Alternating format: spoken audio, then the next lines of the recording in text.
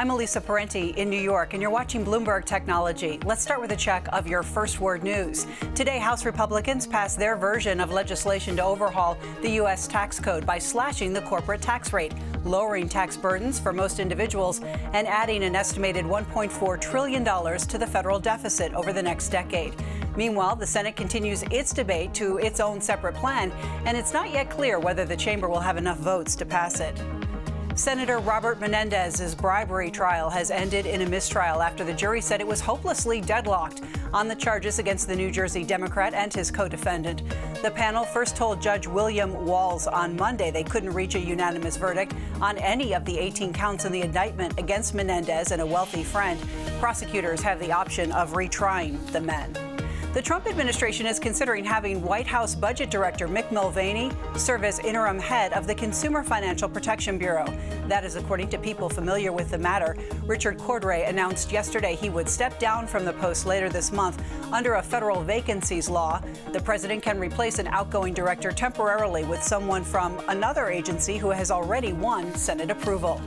Global news 24 hours a day, powered by more than 2,700 journalists and analysts in more than 120 countries.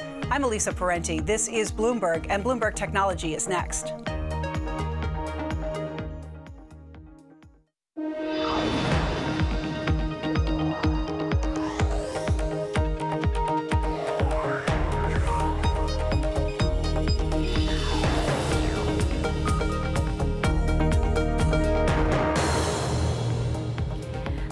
And this is Bloomberg Technology. Coming up, U.S. tax reform clears a big hurdle as the House passes its version of the bill. We'll discuss what comes next and what it means for tech, from big caps to startups. Plus, inside Google's fake news fight, how the tech giant is combating the rise of fake stories during breaking news. And what's behind the spike in tech IPOs in Asia? Another company makes a debut this week, surging more than 30% at the start. But first, to our lead. Lawmakers in the U.S. House of Representatives have passed their version of a bill to overhaul the U.S. tax code. The bill slashes the corporate tax rate while adding an estimated $1.4 trillion to the federal deficit over the next decade. The vote was 227 to 205, with 13 Republicans voting against. But it's not all said and done. The Senate is preparing its own version of the bill, one that would delay the corporate tax cut by a year. Joining me now to discuss how this affects the tech world, Alistair Barr, an editor for Bloomberg Technology. In D.C., we've got our Bloomberg tax reporter, Laura Davison. And in New York, my guest host for the hour, Techonomy CEO and founder David Kirkpatrick. Laura, I'm going to start with you. Who are the winners? Who are the losers here? So in this bill, corporations will see a huge tax cut. They'll see their rate go from 35% down to 20%. Pass-through businesses, these are smaller business, could be startups or even mom and pop kind of shops. They also see a corporate rate, their tax rate cut, but it's a little bit more confusing. They get a certain percentage of their business profits at 25%, though they pay the rest at kind of their individual income rates. Companies that are really excited about this is you see tech excited as this moves towards a territorial system, which means that companies aren't taxed as much on their profits overseas. Apple being kind of one company known for keeping a lot of cash overseas. They can bring that cash back, though they still have to pay a tax on it, a 14% tax. The Senate bill has a lower version, so folks are looking to see if maybe that rate could come down as it goes forward. On the loser side, this is where things are a little bit up in the air. The House bill doesn't do this, but the Senate bill does, and it's something we're likely to see go forward, is that the individual rate cuts are temporary. So they only stay in place. They expire in 2026. That's the same for the pass-through businesses. So that could be your startups, mom and pop shops, any sort of law firm, accounting firm, usually organized that way. So people are watching to see, if there could be some extension there. That's looking very difficult given the tight restrictions in the Senate for how much revenue this bill can lose. Now, Alistair, we were talking earlier this week about a provision in this bill that would have not been good for startup employees. That is out, and generally, tech got pretty much everything they wanted. Yeah, that's right. It was a good day so far. I mean, the Senate bill still has to be done, but it's a good day for tech. If you look at it, the big picture, it's great for big corporations, not so good for middle-class individuals. What are the biggest corporations nowadays? It's big tech companies. So that specific stock option thing, basically they were going to tax stock options much earlier. It was going to be a big problem. Now even there's a Senate bill thing that's in there now that basically will say that even based on the current system, you're going to get 7 more years to pay the tax rather than have to pay it up front. So that's a very nice win. And we also saw some changes that are good for VCs, right? Yeah, so there's a big debate about carried interest, which is a way to tax some of these investment funds and the gains on that. And basically, the new rule that's being proposed is it's a 3-year thing. You have to hold your investments for 3 years. VC funds hold them for 7 years or more, so it's great for VCs. David, what's your take? You know, I've been talking to a lot of tech executives who've been skeptical that tax reform is going to happen at all. Well, it's funny because we used to hear about tax simplification, but that doesn't seem to be what's happening. However, if you're a big tech company, the combination of a lower corporate tax rate and the ability to repatriate profits held overseas at a dramatically lower rate than otherwise would have been the case is an amazing 1-2 punch, a positive one. So that is really good for big companies that are the wealthy ones already. Whether they really should be getting that kind of treatment given the way some of them are viewed right now is an interesting question. But certainly the win over option treatment is a really big deal for the entire innovation economy of the United States. I think if that, as proposed earlier, had gone through, we would have been in a crisis for entrepreneurs and startups in this country, as well as for established companies. Now, Laura, talk to us about the process. What happens next? You know, what is the likelihood that any of this becomes law? So the next step is the Senate over on their side. They're working to approve the bill in committee. That should happen this week. And then they're looking to vote on it the week after Thanksgiving. So, you know, sometime in the first couple days of December. Then after that, the House and Senate have to sit down on what they call is conferencing the bill. So, you know, figuring out, you know, basically meshing the two together. And if history is any indication, it'll look more like the Senate bill versus the House bill. Go back to the chambers, they'll vote on it. Though there's a lot of things that could trip this bill up in the process. You know, that could be the inclusion of what the individual mandate repeal for the Affordable Care Act that sort of takes the teeth out of that. Several senators on the Senate side are a little bit concerned. You know, Susan Collins of Maine, John McCain, Lisa Murkowski, the folks that voted against Obamacare repeal back in the summertime. You know, so there's a chance that this bill gets done by the end of the year. So far, the Republicans have been keeping everything moving, though, you know, it's not a done deal until it's done, and there's still several steps to go. Alistair, when you look at the Senate bill, what do you see, you know, aside from the options, which again would be even better for startup employees, that's good or bad for tech? Yeah, I think one of the very interesting things, it's quite a complicated thing that was in there before, but it's basically it was going to be a tax when a big multinational corporation makes payments between affiliates or subsidiaries, basically, and that's a big tool that these big tech companies use for lowering their international tax bills.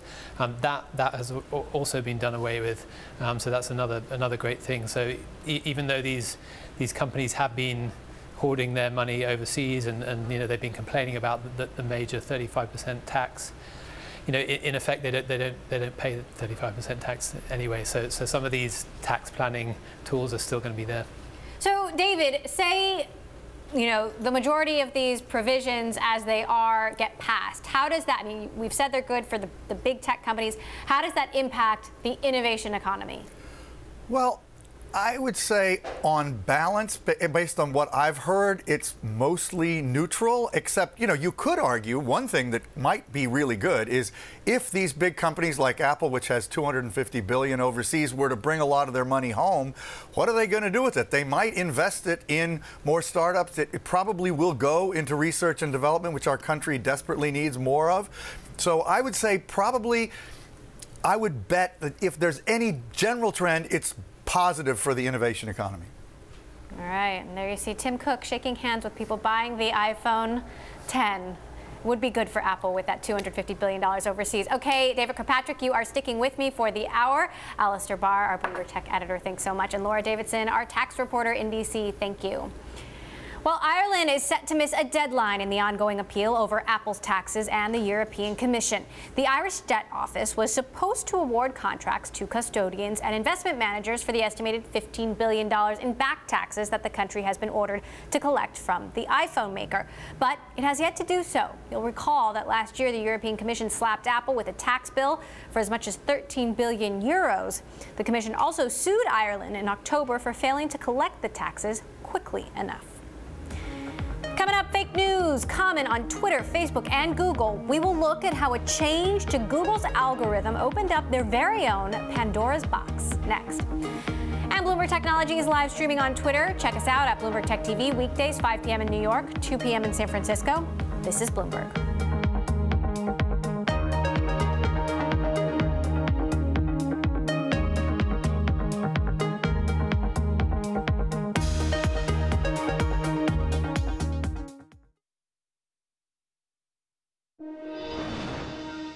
Twitter is cracking down on verified accounts. A new policy will let the social media giant remove the blue check mark next to a user's name at any time without notice. This includes for behavior that promotes hate or incites harassment of others. This comes after Twitter took heat for verifying the account of a person credited with orchestrating the white supremacist rally last August in Charlottesville, Virginia. Twitter is also in the process of creating a new authentication program and said it's reviewing current verified accounts to make sure users meet the new guidelines for behavior. Well, the tech world loves talking about its unicorns, startups that reach that prized billion-dollar valuation mark. But did you know there's such a thing called an evil unicorn? It has nothing to do with the company's value. However, it is a term coined by Google engineers to talk about unverified posts on obscure topics. For example, after the Las Vegas shooting last month, the deadliest mass shooting in U.S. history, Google's top stories promoted a link to a piece that wrongly identified the shooter. Amidst a lack of information in general, fake news like this may be exploiting a weakness at the core of Google's algorithms. Here to explain just how they do that, Bloomberg's Mark Bergen, who covers Google/Alphabet for us, and still with us from New York, David Kirkpatrick, CEO of Techonomy, and my guest host for the hour. Mark, what is the actual problem here? Yeah, I think for Google's term, they think about this as something similar to spam, right? This is something that we talked to Sundar Pichai, the CEO, last month. He said this is a search quality issue. Except when you see spam, you don't necessarily think it's real. Right, exactly. I think the problem is, so the evil unicorn is this older term that Google came up with, where you have this post that just sort of shouldn't exist, like a unicorn and then an evil unicorn, but it does, and then it's triggered by certain like really long tail or obscure keywords. And so you have the problem, like an example I was given is something like childhood vaccinations.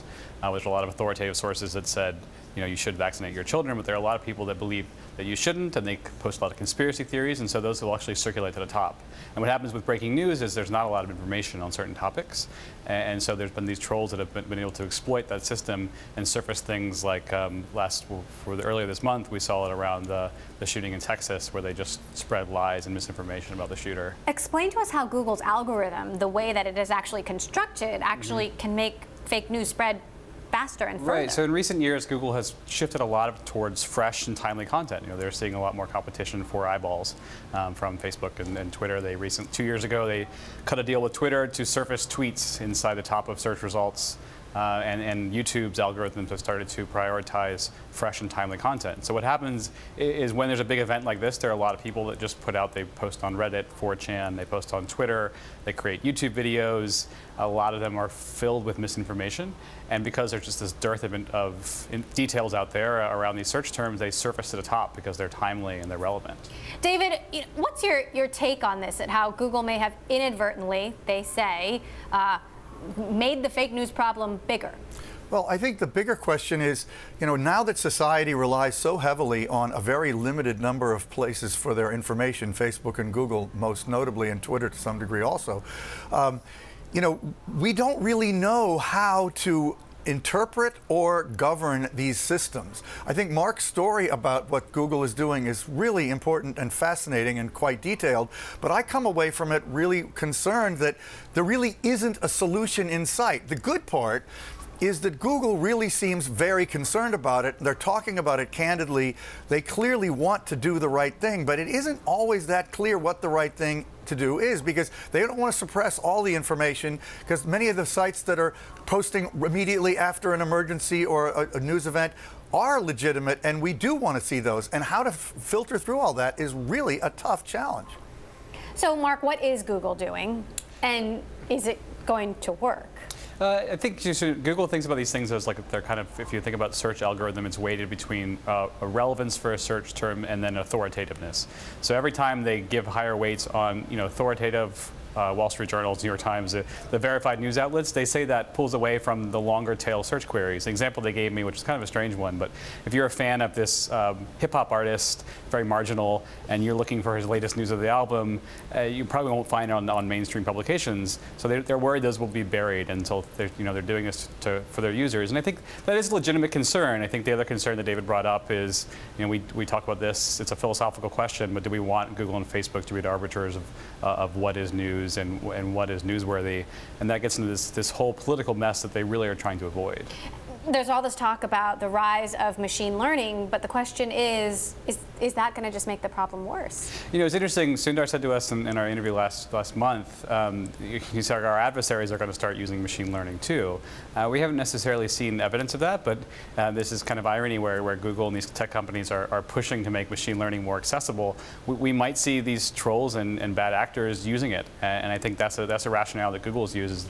We need to stay ahead of the curve. Right, they see this as sort of, again, like spam, it's a cat and mouse game, and they want to be able to stamp out these actors as quickly as possible. These things are a problem not just on, when you're talking about news, but also on YouTube. David, there was an incredible Medium piece last week about what's happening on YouTube Kids and users who have found a way to game the system and get content on there that you probably don't want your kids watching. I mean, this is so far-reaching. What is the responsibility of YouTube in this? Well, as Mark noted and his article noted, they're really, we want the content to be more responsibly presented, and we want some kind of authenticity and authority to really be appropriately represented on all these services.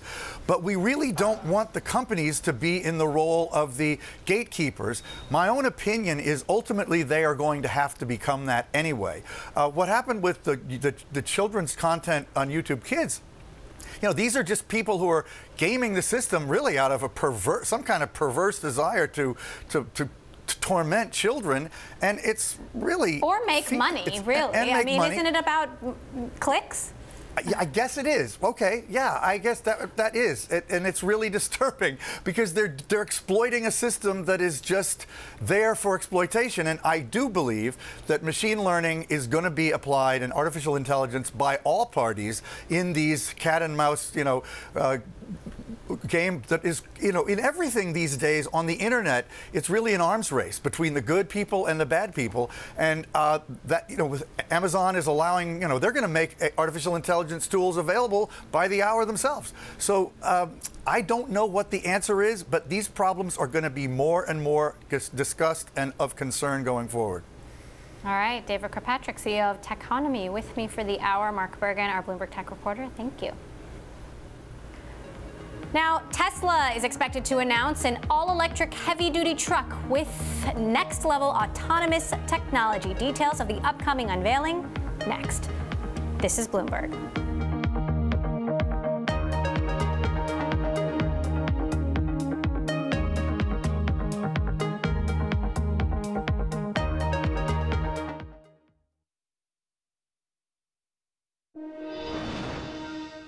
For the first time, billionaire investor Tom Barrack has confirmed that his firm, Colony Capital, walked away from a plan to rescue the Weinstein Company, the struggling Hollywood studio co-founded by Harvey Weinstein. Barrack told Bloomberg the outlook is grim. I think the patient is on life support. The existing directors are doing the best job they can, trying to put many of the disjointed pieces together, but it's quite complicated, and I doubt whether the current plan will be successful for very long. The studio was rocked by accusations of sexual harassment and assault against its former head, Harvey Weinstein.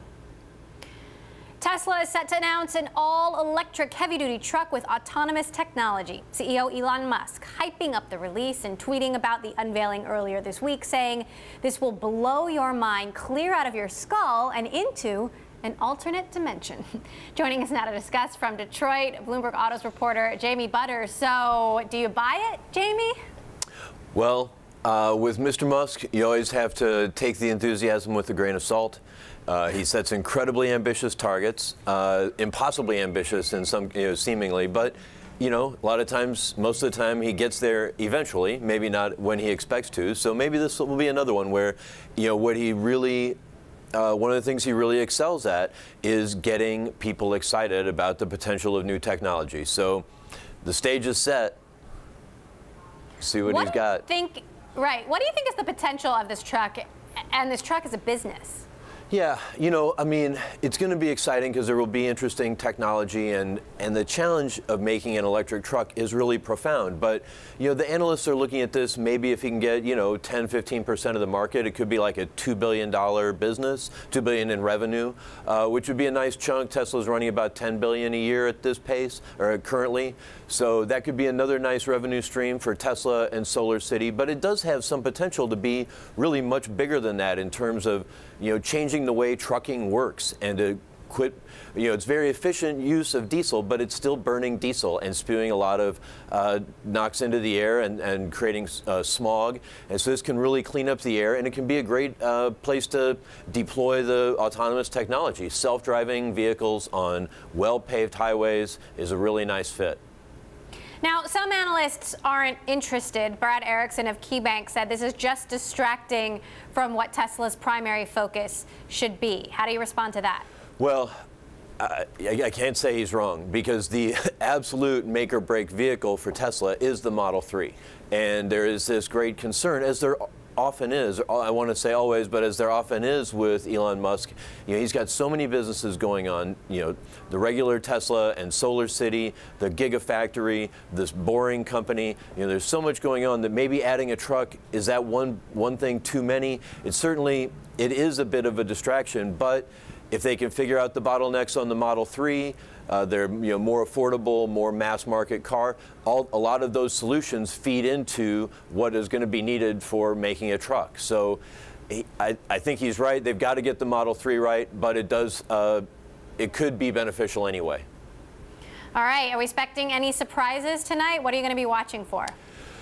You know, it's one of those, you know, Rumsfeldian, you know, do we even know how much we don't know about this truck? But I think we want to start with the idea, you know, well, when is it going to get made? Where might it get made? And how many? I mean, if he gives us some sense of how big he sees this business being, and then we can try to dig into some of the other details, like what's the range going to be? What's the charging infrastructure, the charging strategy going to be? Because you look at the way big trucks are used, it's hundreds and hundreds of miles, much more than a Model S can go.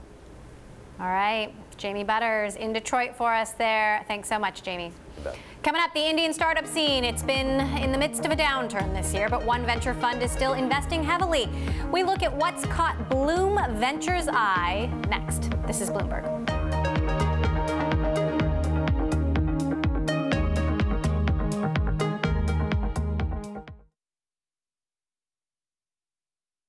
I'm Elisa Parenti in New York, and you're watching Bloomberg Technology. Here's a check of your first word news. The Los Angeles radio anchor who accuses Democratic Senator Al Franken of forcibly kissing her 11 years ago says she accepts his apology, but he could have apologized earlier. Leanne Tweeden says she came forward hoping to inspire others to tell their stories. The apology, sure, I accept it. Yes, I mean, people make mistakes, and of course he knew he made a mistake. So yes, I do accept that apology. The ethics investigation, if that's what Mitch McConnell wants to do, that's on them. I'm not calling for that. If that's what he wants to do, okay, that's up to them. Senator Franken issued a statement which read in part, "I respect women. I don't respect men who don't. And the fact that my own actions have given people a good reason to doubt that makes me feel ashamed." Well, two of France's biggest workers' unions are leading nationwide protests against President Emmanuel Macron in his economic reforms. Thursday's demonstrations mark the fourth time since September that protesters have taken to the streets to express their discontent over Macron's policies. Global news 24 hours a day, powered by more than 2,700 journalists and analysts in more than 120 countries. I'm Elisa Parenti. This is Bloomberg. It's just after 5:30 p.m. here in New York, 6:30 Friday morning in Hong Kong. We are joined by Bloomberg's David Ingles with a look at the markets. So, David, the Nasdaq finishes at a record high today. And we might just get there here in the Asia Pacific. I mean, we're roughly speaking, about 1.3% away from a record high here. But that being said, just a few things, right? It's been quite a week. I mean, up until maybe, give or take, 24 hours ago, it did seem we were on track for the first weekly loss since, I guess, late September. Let's put it that way. At the moment, though, and looking at futures at the moment, we're looking at Japan, for example, indicating perhaps a pop there of about 1% at the open, 2.2%, of course, when you measure that from yesterday. A little bit of weakness coming through in the Kiwi markets, but that being said, maybe a little bit of a nudge coming from Hong Kong when things do open up might just help the Asian benchmark eke out this 7th straight weekly gain. A few things we're watching out for today in terms of data. We have GDP coming out of Malaysia. Midday, Singapore comes out with trade data as well. Plus, of course, we're watching all the movement in the currency markets. Goldman Sachs out just now, in fact, with a note that they do see the RBA hiking rates twice in 2018. So at the moment, let me leave it at that. I'm David Ingles here in Hong Kong. More from Bloomberg Technology next.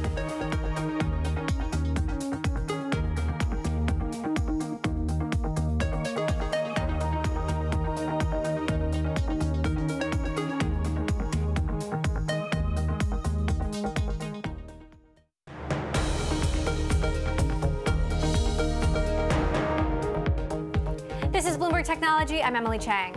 Blume Ventures, an early-stage venture capital firm based out of Mumbai, India, is launching its third and largest fund to date. The new $80+ million fund will have a tech-heavy focus, including robotics, AI, VR, and more.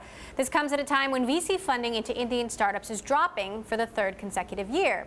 Still with us from New York, our guest host, David Kirkpatrick, CEO of Techonomy, and here with me in the studio, Karthik Reddy, managing partner at Blume Ventures in town from Mumbai. So the Indian tech scene is very exciting, but also very challenging. What do you think are the biggest opportunities and the biggest hurdles? So the biggest opportunities are that for the first time in about 10 years, we feel that we're finally ready for sort of a digitized economy. It's a lot of digital infrastructure was in the works for about 8-10 years, partly the government, partly the biggest conglomerate in India, as you know, is the Reliance Group.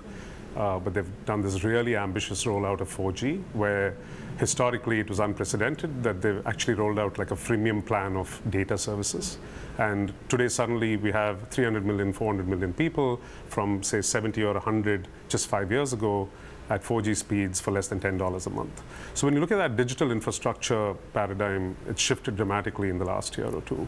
And that suddenly creates a huge opportunity for both the consumer economy in India, the small business economy in India. What about the challenges? The challenges are like physical infrastructure is still terrible. It's still behind. The ease of doing business is getting better, but the government is trying really hard. I think it's a fairly progressive government. The ranks have moved up. The exit market is still very challenging. The Indian market is very stingy on valuations, IPOs, M&As. And without that entire exit cycle playing out, it's going to be very difficult for venture capital to prove that we can build massive unicorn-like outcomes in India. That said, there's been a bit of a deflating bubble in the Indian tech startup scene. So according to the numbers we have, this year no more than 1,000 significant startups have been founded, down from 6,000 last year. It's a dramatic difference. Yeah, so what does that mean? Even adjusting for the differences in data, perhaps, that's still a dramatic drop. And I think it's a little bit of a new cycle in venture in India. So it was built top-down with a lot of big VCs in the first 5-7 years of the venture cycle, between 2005 and 2012. And then a lot of small guys like us came into the market. And then suddenly when SoftBank and Tiger started coming in a big way and you saw multi-billion-dollar valuations, there was a surge of little check writers who came into the market. Much like the US, but it's evolving in a very funny fashion. So suddenly the funnel became very wide at the top. There was a lot of little guys writing checks. And then everyone realizes this is not a short-term game, and it's been 2-3 years of this, and everyone's either stuck with liquidity problems or is waiting and watching on their portfolio, or the portfolio is not moving down the chute. And so they suddenly have taken a step back, and they're just pondering on what next. And so and the little bit of a bubble and froth where there were hundreds of Me Too ideas in every space. We've seen this happen in China, and then these cycles play out, and I think it's just a relatively new venture cycle. David, you've done business in India. We're seeing companies like Amazon getting a lot more serious about India, Apple as well. What do you see when you look at the 360-degree view? Well, I think Karthik's right. Long-term is the key point. If you have a long-term view, I don't see how you could not be super excited about the opportunity for entrepreneurship and technology innovation in India. I mean, 300 million people with smartphones already and getting this inexpensive content, as he mentioned, 1 billion people still to go. And not only that, but this identity system, Aadhaar, that India has basically rolled out to a very large percentage of its population, will allow all kinds of interesting new services to be launched. I mean, really, there's no part of the economy that can't be improved by digitization. And even something he mentioned, I think, you know, the inferiority of the infrastructure now maybe makes an opportunity for some real leapfrog opportunities if people have good ideas, which I'm confident they can come up with. So I would be excited, and clearly he is.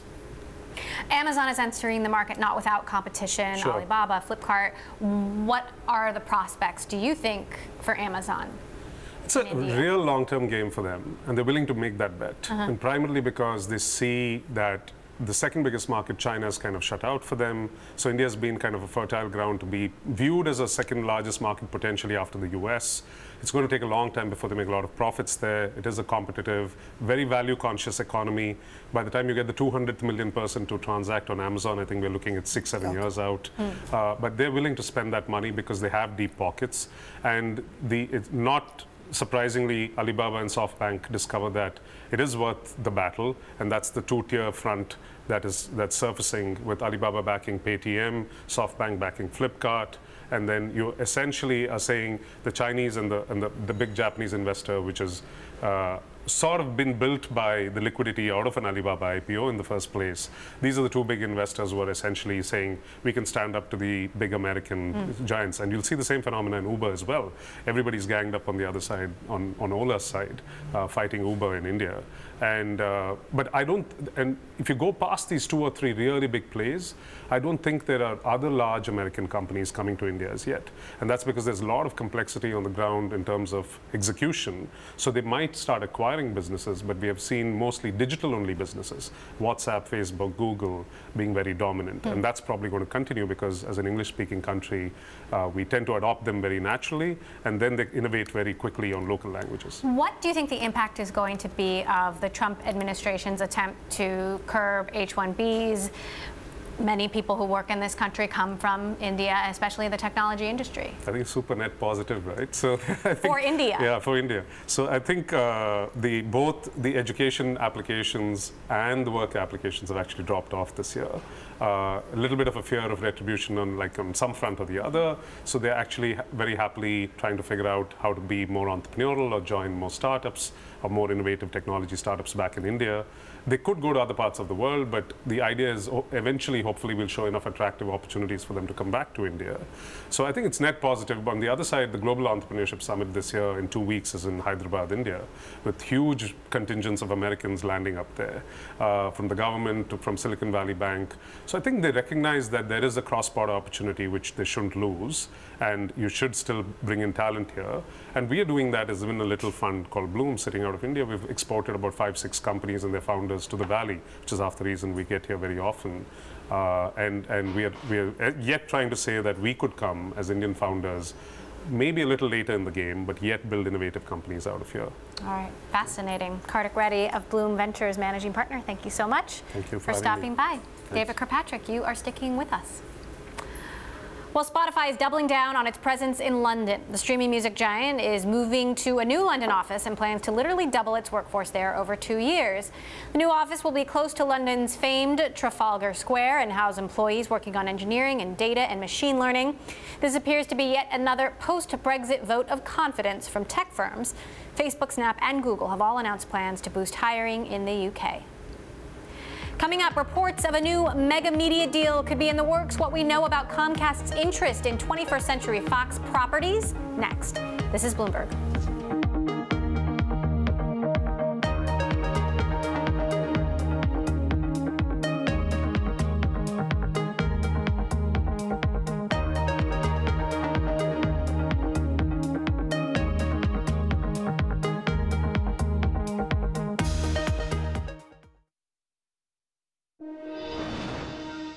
In deal news, time Time Warner and AT&T agreed to extend their timing agreement with the Department of Justice. This according to Reorg Research, which reports the parties continue to discuss mitigation options that include structural and behavioral remedies.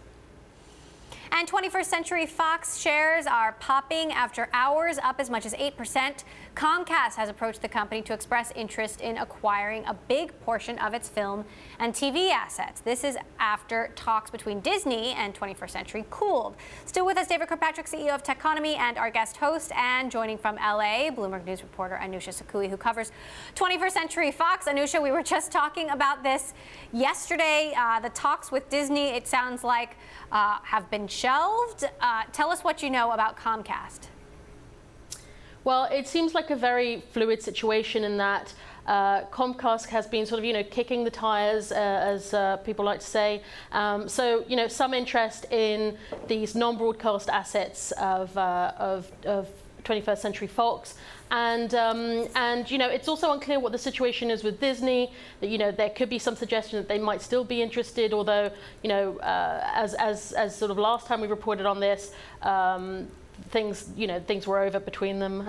Sounds like really Fox is out there courting a lot of interest. So, it's interesting because just yesterday at the annual general meeting, Lachlan Murdoch was talking about how they had taken a strategy to compete with, not only the other big media companies, but also the big tech companies, of really doubling down and investing in their assets. And that has paid off, really showing that in the last quarter, they were able to get a good increase in their revenue from affiliate and affiliate fee growth. So, they have some of the most popular TV shows showing on, like This Is Us, which shows on Comcast NBC. So it makes some sense. So, David, it's interesting here. This, of course, there's so much happening in the original content arena with Apple investing, Netflix and Amazon already investing billions of dollars. 21st Century Fox is in an interesting position. Well, there's clearly a idea in business generally that you've got to consolidate distribution and content, with Verizon, with Oath, and AT&T and Time Warner, as you just mentioned. So this is in line with that. And, Comcast has been buying more content and clearly knows how to use it and deploy it on its distribution. So, it's surprising, though, if you think about it, how we see on the one hand this extraordinary enthusiasm for the internet giants and their revenues and profits and stock price just soaring, and yet these companies see an attempt to they have an idea that they can build an alternative center of gravity, and I think that's why in each case they want to be much, much bigger. Anusha, what would a Comcast bring to the table that Disney would not? Well, Comcast has made a great effort in turning around the businesses that it has acquired in entertainment, such as NBC Universal, and it has been able to take many of the IP and properties, film and TV properties, and really maximize the revenue out of them. And that's what you'd kind of hope that they would do with the Fox assets. So in a way, they would really be combining two of the most powerful entities in Hollywood when it comes to movie content. The other area, which maybe might be different to what Disney's approaching, is around sports. There's a little bit of lack of clarity around what each of these parties want, but could there be more interest from Comcast on the sports side versus, say, Disney? It's unclear. So that's one area that's different between the two of them. And Fox is clearly benefiting from the interest, looking at its stock price. And something that I raised with yesterday was Fox has been frustrated by the discount at which its shares trade to its peers. So while it makes sense sort of financially, and these are very attractive assets, investors also have this big question of why would Fox, the Murdoch family, want to sell these crown jewels right now? On that note, because these talks are happening and these offers are being entertained, does it make you more convinced they want to sell the crown jewels? Well, the fact that they have entered into these conversations, yeah, why would you, strategically have these conversations if you weren't really thinking about it? There are lots of actual, sort of M&A conspiracy theories out there about what this could mean for their bid for Sky. Does it mean that maybe they're less convinced that they can get the Sky deal done? people that I've spoken with think that that's not really the case, because there hasn't been more information that the companies have received from the regulators, and Fox has said that they really still think that that's going to close next year. But I think basically what it shows is that there has to be consolidation or there is a drive to consolidation in this sector. If you just look at the movie studios, which is kind of quite distinct, there are 6 of them. 3 of them, Fox, Sony, and Paramount, are not doing great, and Disney and Comcast Universal Pictures are really pulling away and becoming sort of like super major studios. So there is that happening, and so Fox entertaining these talks not only gets a boost to its share price, but maybe there's a strategic play for them if the Sky deal doesn't work out, and maybe there's something else that they could do. They could concentrate on news and sports instead. All right, Anusha Sakui, our Bloomberg News reporter in Hollywood. Thank you, David Kirkpatrick, our guest host for the hour, Techonomy CEO. As always, David, thank you for joining us. Coming up, the Asian tech IPO market is white hot. We will hear from the CEO of a new company that made its public debut this week. This is Bloomberg.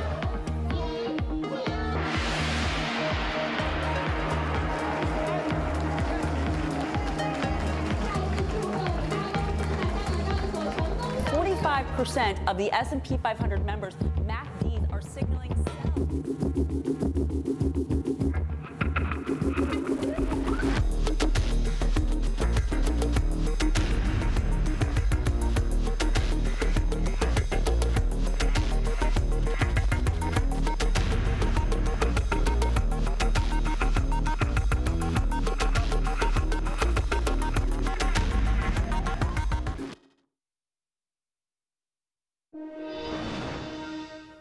Baidu is jumping into the crowded smart speaker market with the Raven H. It costs about $250 and was unveiled at the company's annual Baidu World Conference. The Chinese tech giant also announced updates to its mobile app to more closely integrate news with search results. Yixin, an online car loan provider, jumped on its first day of trading, marking the latest eye-popping debut in a Hong Kong stock market gripped by tech fever. CEO Andy Zhang spoke to Bloomberg's Stephen Engel about the company's links with the tech giant Tencent. We're backed by Tencent in many different facets, right? Accounts, user traffic, risk management, telematics, in very different facets of my business. So I think the pop-up we were getting is really from the fundamental of my businesses, rather than just only on the, I'll say the stock market side of it. Our Bloomberg News North Asia correspondent Stephen Engel joins us now from Hong Kong. Stephen, good morning to you. Yixin made a big splash, pricing at the top of the range. What's behind the interest? Yeah, it's that Tencent-backed moniker before the name, Yixin. I was down there, of course, at the stock exchange yesterday, and there were 4 other IPOs. And this one wasn't necessarily the largest that hit the market of late. It was under $1 billion US, $832 million US. But because it is linked to Tencent, I think Tencent affiliates own about 21% of this company. Also, it's in a sector that is kind of booming right now in the auto financing, auto insurance, auto leasing. And they provide that online. They're only a 3-year-old company. I remember when I bought my car in China in 2010, the financing availability was very, very limited. You had to go in with cash for a car. So they tapped into this new rising middle class in China. And this is what Andy Zhang, the CEO, told me about how they plan to triple the number of cars that they offer for leasing in the China market. Auto financing was one of my core competencies, but we're also, because the fleet size that we're currently operating on, which is more than 500,000, we're looking to adding on another 1 million or more in terms of vehicles onto the fleet. So they're going to use a lot of the proceeds from the IPO to boost their marketing. It doesn't hurt, though, Emily, that they have those billion-plus users integrated into Tencent's WeChat. And also, of course, they already have Tenpay, the Alipay-like payment service built in. Now, there had been some doubt on the ability of these Asian exchanges to lure some of these new offerings. Has that changed?